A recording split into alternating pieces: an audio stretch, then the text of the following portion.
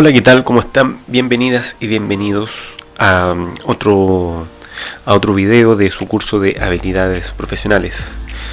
Hoy hablaremos un poquito sobre el modelo interaccional de la comunicación humana, basándonos en la teoría de la comunicación, el texto que hemos estado estudiando. Así que vamos a ello.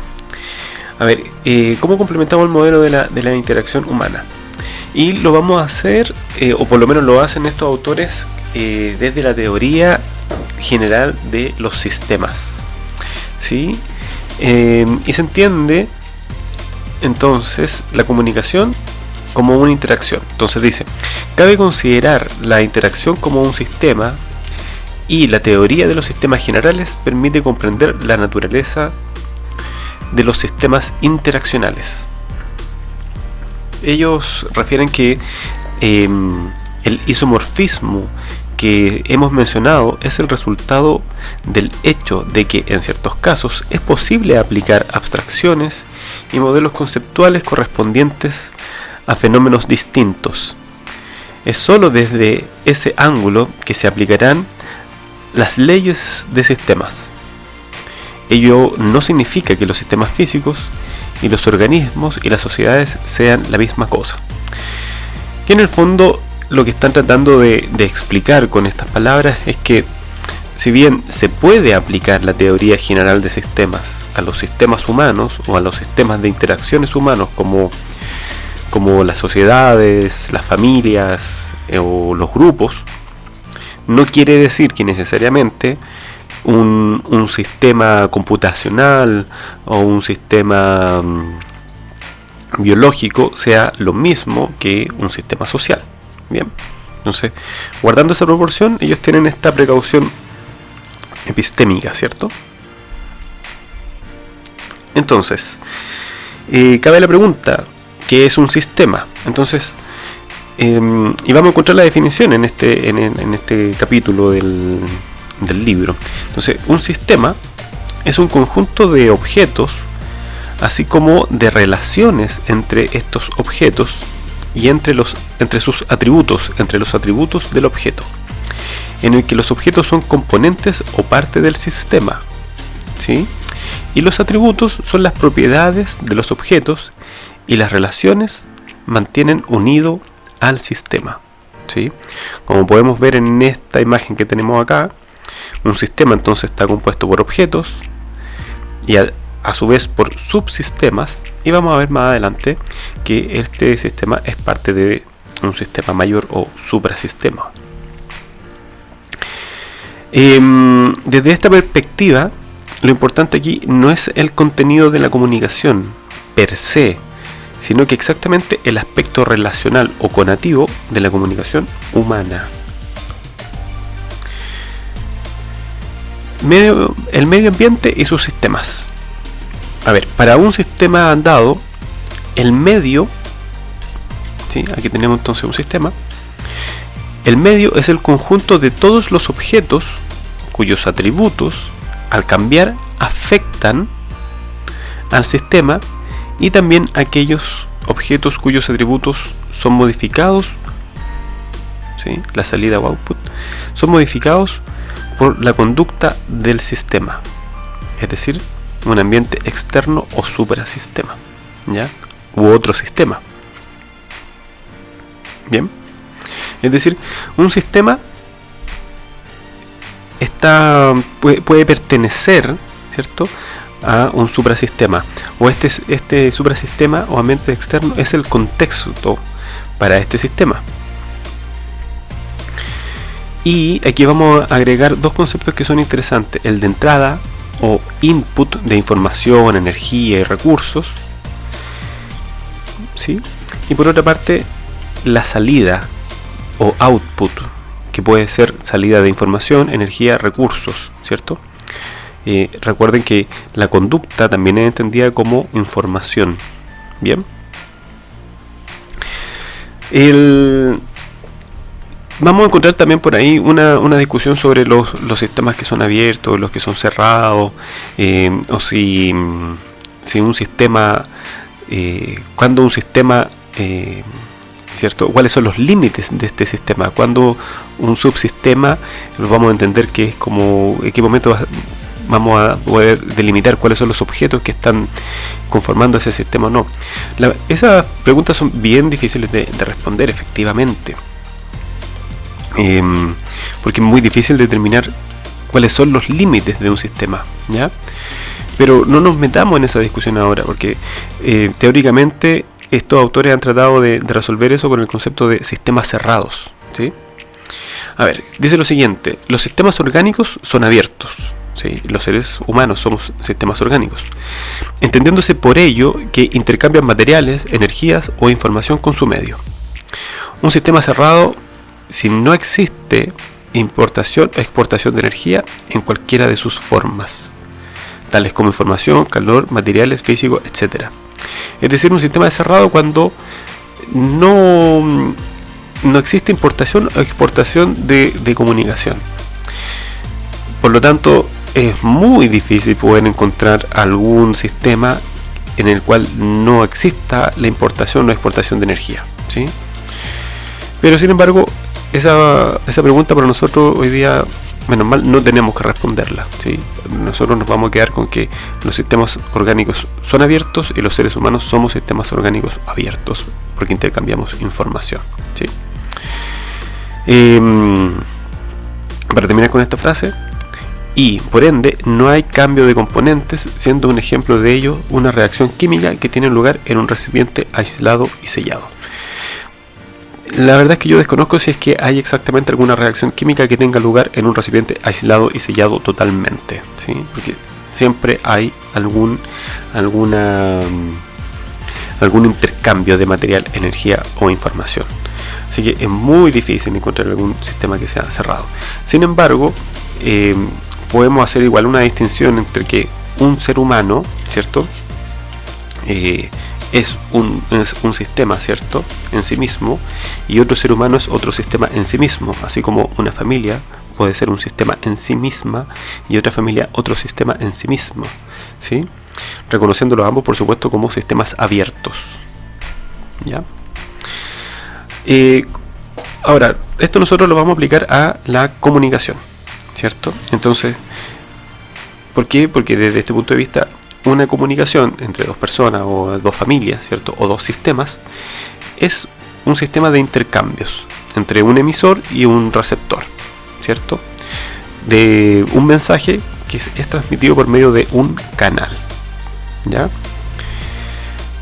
Ahora, esta es una visión de la comunicación como un proceso lineal, ¿ok? Hay elementos que faltan entonces en este esquema de la comunicación que vamos a ver a continuación. Y aquí nosotros vamos a entender la comunicación como un proceso, ¿sí? Entonces, efectivamente vamos a encontrar que tenemos, sí, un emisor que emite un mensaje, ¿cierto?, por medio de diversos canales. Vamos a ver que también hay una barrera invisible, ¿cierto?, que está señalada por esta línea segmentada, y un mensaje que es, valga la redundancia, recibido por este receptor, ¿sí?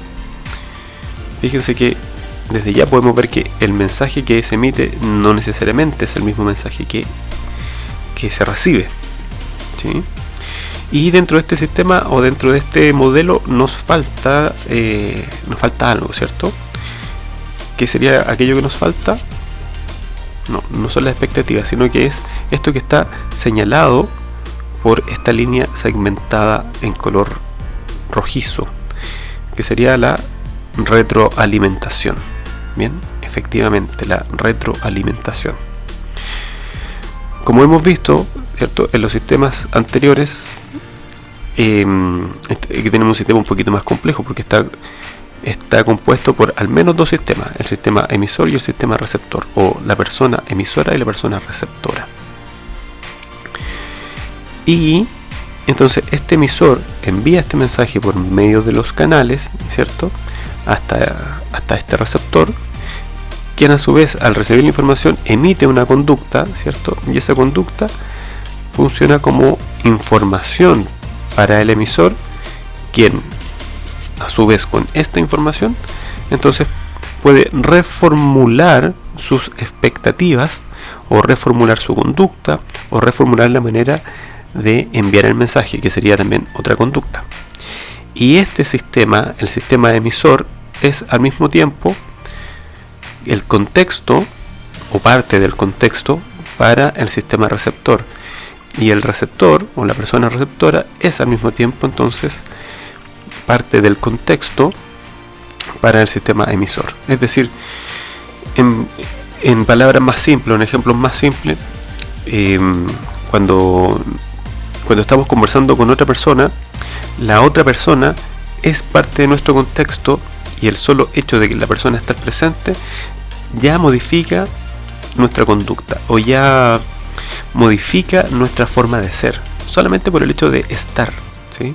Recuerden que uno de los primeros axiomas de la comunicación es la imposibilidad de no comunicar. El simple hecho de estar presente ya está comunicando, y por lo tanto afecta nuestra conducta, afecta la relación, bien, afecta lo que vamos a comprender de los mensajes, y por lo tanto es parte de nuestro contexto, ¿sí? Ok. Vamos a hacer entonces referencia al segundo axioma de la comunicación, los niveles de contenido y relaciones de la comunicación. Entonces, siguiendo con nuestro sistema de comunicación, utilizándolo como base, podemos decir que toda comunicación implica un compromiso y por ende define la relación. ¿Qué más dice nuestro segundo axioma de la comunicación? Que una comunicación no solo transmite información, sino que al mismo tiempo impone conductas, ¿sí? Por ejemplo, cuando estamos en la sala de clase, cuando llega la profesora o el profesor, el simple hecho de que la profesora o el profesor llegue impone cierto cambio en el comportamiento de los estudiantes, así como al mismo tiempo los estudiantes imponen el hecho de estar ahí impone también que la profesora o el profesor se comporte como profesora o profesor, ¿sí? Por lo tanto, la comunicación no solamente transmite información, sino que al mismo tiempo impone la manera en que tenemos que comportarnos, ¿sí? Es decir, los demás, al ser el contexto, nuestro contexto, imponen más o menos la forma en que podemos comportarnos. Entonces, siguiendo con esto, Gregory Bateson, ¿cierto?, que es uno de los autores de la teoría general de los sistemas, propone que estas dos operaciones se conocen como los aspectos referenciales y los aspectos conativos.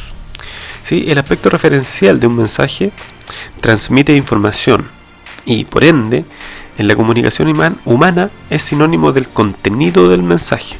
Entonces, por ejemplo, es lo que se dice, ¿sí? Podríamos pensar en el mensaje: hoy está soleado, ¿cierto? Lo que se dice es que hay sol, o son las 6 de la tarde, o la actividad de esta semana es. Son ejemplos de el mensaje, ¿sí? Es lo que se dice. Como hemos visto en otros videos, el nivel referencial justamente hace referencia a lo que se dice, ¿ya?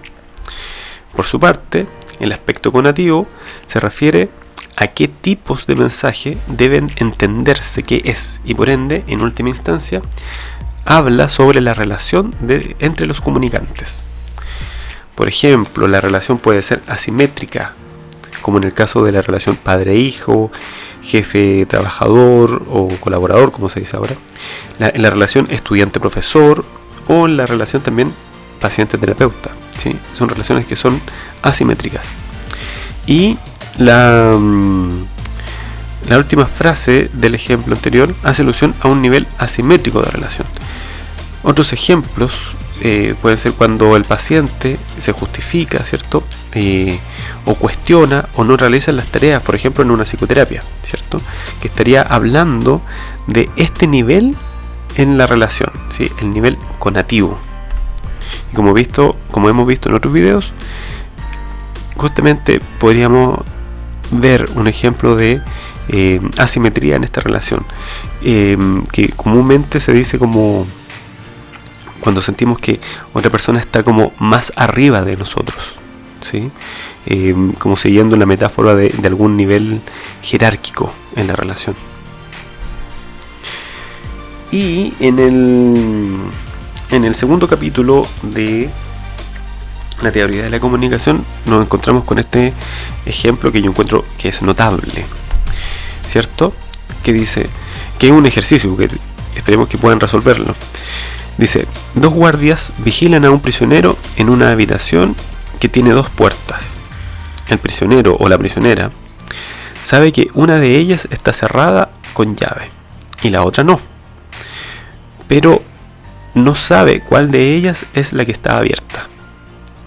También sabe que uno de los guardias siempre dice la verdad y que el otro siempre miente, pero no cuál de ellos hace una cosa u otra. Por último, se le ha dicho que la última manera de recuperar su libertad consiste en identificar la puerta que no está cerrada con llave, haciéndole una pregunta a uno de los guardias. Bien. Este ejercicio es muy interesante porque justamente hace referencia a los niveles de contenido y de relación en la comunicación, ¿sí? Por lo tanto, para poder descifrar este enigma, ¿cierto? ¿Qué pregunta hacer y a quién para poder liberarse? Es muy importante identificar la información conativa presente en este ejemplo, ¿sí? La información conativa es aquella información que nos habla de la relación entre los comunicantes. Bien, ¿cierto? Que en este caso, ¿cuál sería la información conativa?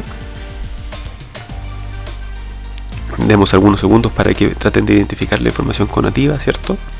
Que sería en este caso la segunda. También se sabe que uno de los guardias siempre dice la verdad y que el otro siempre miente, ¿cierto?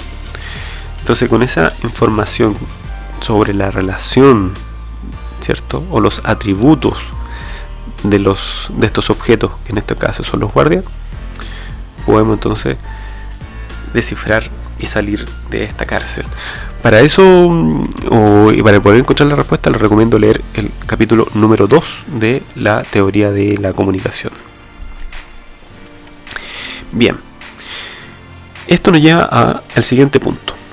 Las relaciones rara vez se definen deliberadamente o con plena conciencia. De hecho, parecería que cuanto más espontánea y sana es una relación, más se pierde el trasfondo del aspecto de la comunicación vinculado con la relación, ¿sí?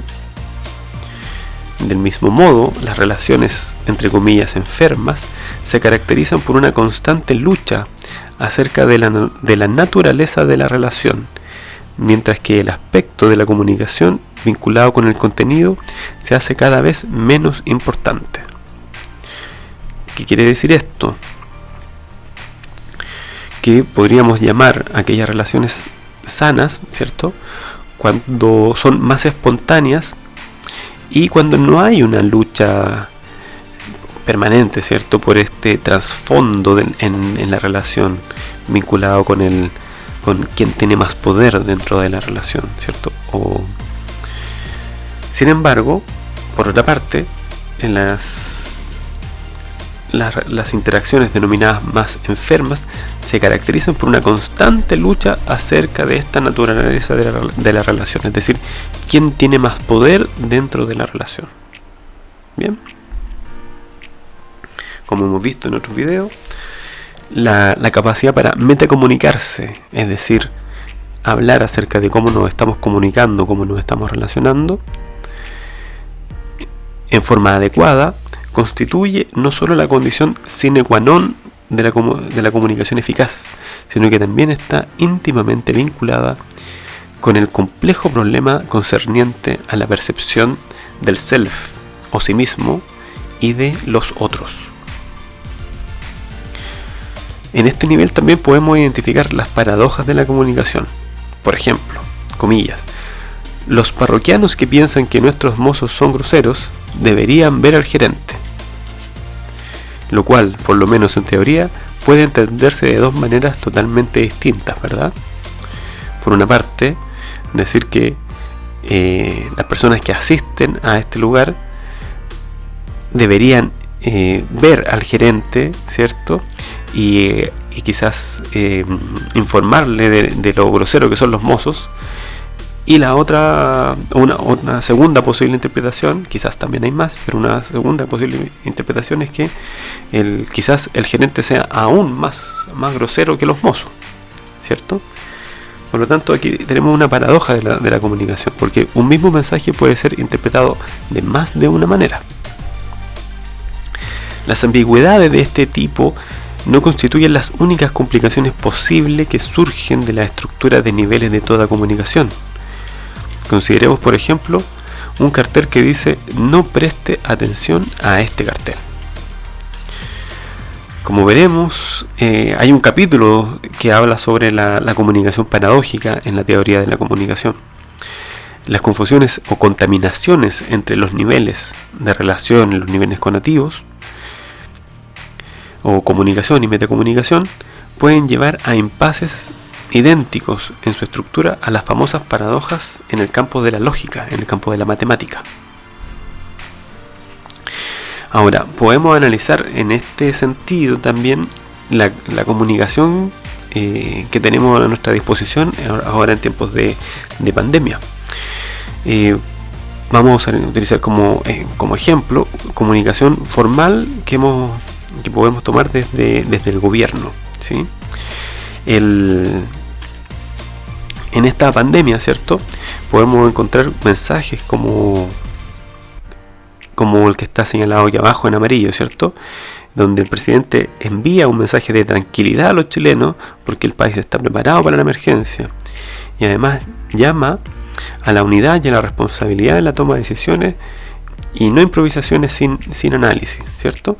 Mensaje que por supuesto nos puede generar mucha tranquilidad, pero a los días siguientes se genera una polémica por un dictamen en que se permite a los empleadores no pagar los sueldos, ¿cierto? Y la Dirección del Trabajo además dice que es una ley vigente. Por lo tanto, podríamos decir que en un nivel se nos transmite un mensaje, ¿cierto? Y en otro nivel se nos transmite otro mensaje, ¿sí? Que por lo menos podríamos decir que se presenta cierta paradoja, ¿verdad? Que por una parte digan manténgase tranquilo y por otra parte le digan su empleador puede no pagarle el sueldo, ¿sí? ¿Cómo podemos estar tranquilos o tranquilas si sabemos que nuestro empleador puede no pagarnos el sueldo? Bien, ahí tenemos por ejemplo dos informaciones que pueden ser contradictorias y por lo tanto paradójicas. Ahora, complementario a esto, vamos a referirnos al quinto axioma de la comunicación digital y la comunicación analógica. Bien, entonces por comunicación analógica, ¿cierto? ¿Qué es lo análogo? Vamos a entender que hay una comunicación que puede ser lo no verbal, pero que también incluye otros referentes para comunicar, que pueden ser los dibujos, ¿sí? Entonces por lo análogo vamos a referirnos a lo no verbal y a los dibujos. Por ejemplo, si tenemos el concepto persona, queremos referirnos a una persona, con el dibujo de una persona podemos referenciarlo. Y por otra parte tenemos la comunicación digital, ¿cierto? Que en este caso es la palabra, ¿ya? Entonces tenemos la palabra persona, ¿sí? Entonces si queremos referir a una persona o a un grupo de personas, lo podríamos hacer tanto por el dibujo de una persona como por la palabra persona, tanto por la palabra escrita como por la palabra dicha. Y podemos darnos cuenta también de que quizás no hay ninguna relación o ninguna característica similar entre la palabra persona y una persona en sí misma, ¿cierto? ¿En qué se parece entonces una palabra persona a una persona real? ¿Sí? Probablemente en nada. Pero sin embargo, sabemos que con esa persona estamos referenciando a ese objeto, ¿verdad? Algunos ejemplos de la comunicación análoga, probablemente que no les quede tan claro, así que vamos a hacer un par de ejemplos sobre la comunicación análoga y que probablemente ya los conozcan porque se hicieron también virales en estos tiempos de cuarentena, que tiene que ver con ciertos dichos que se pueden representar de manera análoga, como por ejemplo con estos emoticones. Nosotros podríamos hacer referencia a un dicho que es bien conocido. El primero hace referencia al agua, ¿cierto? El segundo a una prohibición o a la palabra no. Después tenemos un emoticón bebiendo agua y después un sujeto o una persona corriendo. Entonces podríamos unir estos emoticones y relacionarlos con el dicho conocido, el dicho popular de agua que no has de beber, déjala correr, ¿cierto? Probablemente a más de alguno o a más de alguna le llegó una serie de emoticones que hacían referencia a los diferentes dichos populares. Aquí tenemos entonces el signo mayor que, ¿cierto? Aquí tenemos un Twitter. No es un Twitter, es un pajarito que se parece al pajarito de Twitter.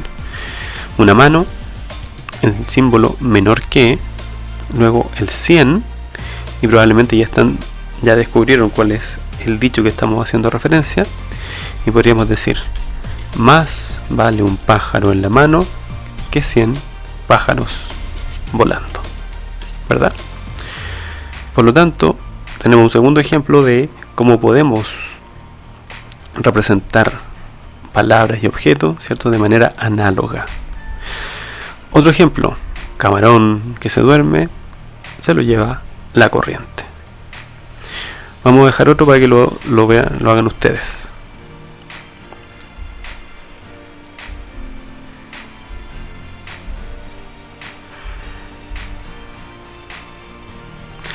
Entonces, ¿lo adivinan? Tenemos un símbolo no, ¿cierto? Menor que, despertando temprano, un amanecer y un más temprano. ¿Cuál sería la solución? No por mucho madrugar, se amanece más temprano.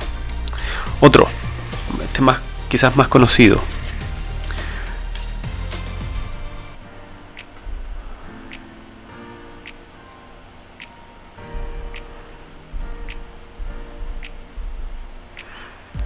¿Cuál sería el dicho? Efectivamente, sabe más el diablo por viejo que por diablo. Si conocen de dicho, ya lo anticiparon con esta imagen. A caballo regalado, no se le miran los dientes.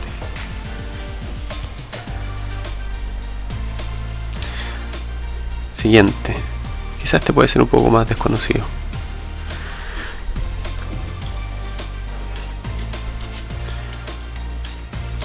A río revuelto, ganancia de pescadores. Y este es muy muy conocido. Al pan pan y al vino vino. ¿Sí? Entonces, en conclusión, podemos distinguir dos tipos de comunicación. Una que es verbal o digital, ¿cierto? Y también referencial, que es el contenido de lo que expresamos, ¿cierto?, con las palabras que escribimos o decimos. Y por otra parte, lo no verbal, ¿cierto?, y que para allá nos estamos encaminando, que es lo análogo, es decir, todo aquello que no corresponde a las palabras, pero que igualmente está comunicando. Y vamos a ver más adelante en más detalle, pero se divide en lo corporal, compuesto a su vez por la mirada, la expresión del rostro, la postura, la ubicación, el desplazamiento, la sonrisa, los gestos, y también las características de la voz, el volumen, el tono, el ritmo, ¿sí? Todos esos elementos también van comunicando y van complementando la comunicación verbal o digital, ¿sí? Por supuesto que van a encontrarse con ejemplos donde estas informaciones pueden ser contradictorias, es decir, con lo verbal transmitir un mensaje y con lo no verbal transmitir un mensaje que sea opuesto, ¿sí? Y ahí es cuando tenemos entonces las paradojas en la comunicación. Entonces, cabría preguntarse, ¿y cuánto influye cada canal digital, canal análogo o comunicación verbal y comunicación no verbal en un mensaje? Hay un caballero que se hizo esta pregunta y llegó a esta conclusión. Este caballero es Mehrabian, o de apellido Mehrabian o Mehrabian, y él refiere lo siguiente, que cuando transmitimos un mensaje, lo verbal representa solamente un 7% del mensaje, ¿sí? Y fíjense, el 93% restante corresponde a lo no verbal, ¿sí? Es decir, corresponde a lo no verbal. Y dentro de esto no verbal, un porcentaje importante, ¿sí? Casi el 40%, está representado por el tono en el cual nosotros transmitimos ese mensaje verbal. Y el 55% restante está compuesto por el rostro, la mirada, la información que entrega la postura, la información que entregan nuestros gestos, el movimiento de nuestras manos, el movimiento de nuestros pies. Como hemos dicho, todo comunica, todo está comunicando. No necesariamente esa comunicación va a ser efectiva o de lo más eficiente. Al contrario, puede ser también paradójica, es decir, de manera verbal podemos decir que sí, y de manera corporal podríamos, o no verbal, podríamos decir que no, dándose entonces una paradoja para nuestro interlocutor. Bien, pero bueno, vamos a adentrarnos de a poquito en lo no verbal de la comunicación, ¿cierto? Para poder utilizarlo en diferentes contextos, como entrevistas, presentaciones, conversaciones, sesiones de terapia, ¿verdad? Las clases, o la comunicación o cualquier interacción en general. Bien, muy bien, pues ha sido entonces todo por esta semana. Reitero, el modelo interaccional de la comunicación humana, para poder ir adentrándonos entonces a lo no verbal de la comunicación. Que estén muy bien, guarden cuarentena, cuídense lo que más puedan y eviten salir. Bien, que estén muy bien y muchas gracias. Nos vemos en el próximo video. Chau, chau.